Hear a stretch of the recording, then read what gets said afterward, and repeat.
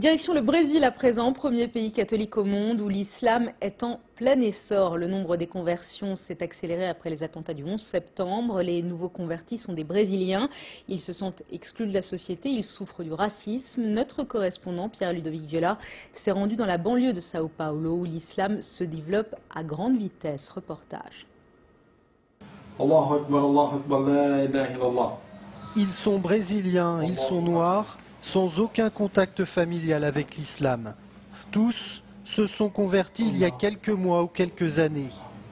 Pour eux, en changeant les comportements, l'islam est la solution au problème des favelas et des banlieues, à commencer par la drogue. Dans les pays musulmans, il n'y a pas de problème de drogue aussi alarmant qu'ici au Brésil ou en Europe ou en Occident. Je ne dis pas qu'il n'y a pas de problème dans la communauté musulmane, mais ces problèmes ne sont pas la cause de la mort de tant d'adolescents, de tant de descendants d'Afrique ou de tant de pauvres.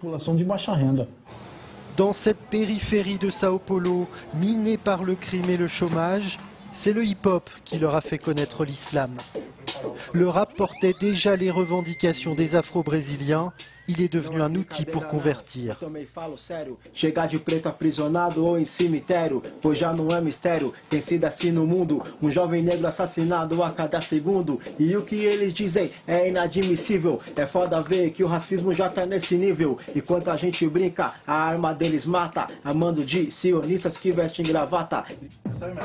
Exclus de la société, ils découvrent dans l'histoire brésilienne les révoltes des esclaves noirs musulmans.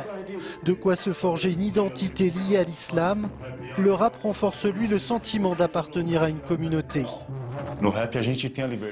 Avec le rap, on a la liberté d'utiliser des expressions qui font partie du quotidien de ces personnes qui ont besoin de l'islam, qui ont besoin de pouvoir dire non à la drogue, non à la guerre avec nos propres frères et de pouvoir garder la tête haute devant la police sans rien lui devoir.